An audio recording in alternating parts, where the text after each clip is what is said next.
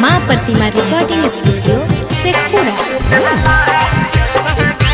Mix by Shailendra बाबू।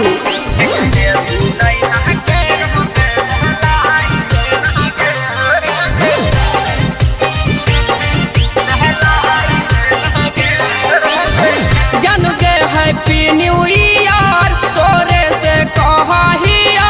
कहे इसके गलती सब भुलाई देना गे जन गे हैप्पी न्यू ईयर तोरे से कहिया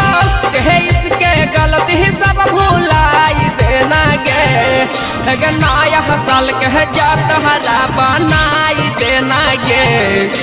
देवी नहीं तहके रोते दहलाई देना गे देवी नहीं तहके रोते दहलाई देना गे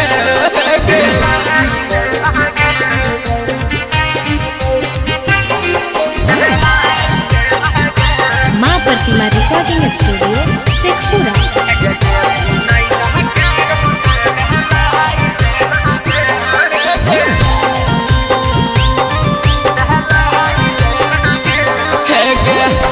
हजार यह किससे तोर पड़ल ही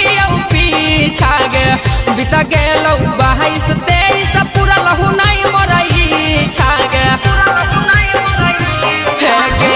2000 यह किससे तोर पड़ल ही पीछा गे बीता गेल 22-23 पूरा लहू नहीं मरई छा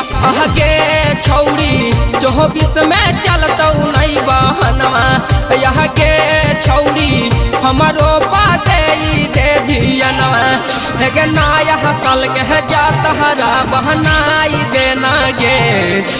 देवी नहीं तहके रोते दहलाई देना गे देवी नहीं तहके रोते दहलाई देना गे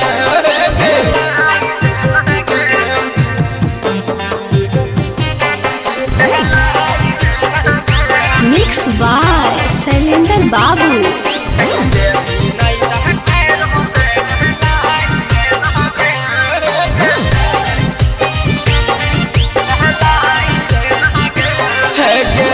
किस करके बीस करे देना दोनों गाल में गे बनला भरावा के छोड़ना पूरा हाल में गे बोलेंगे किस करके बीस करे देना दोनों गाल में गे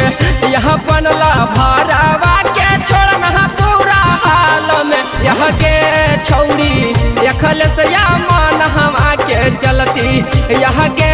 छौरी मारन ही साल रहा देने पलटी फिर नया साल के जात हरा बहनाई देना गे देवी नहीं तहके रोके दहलाई देना गे देवी नहीं तहके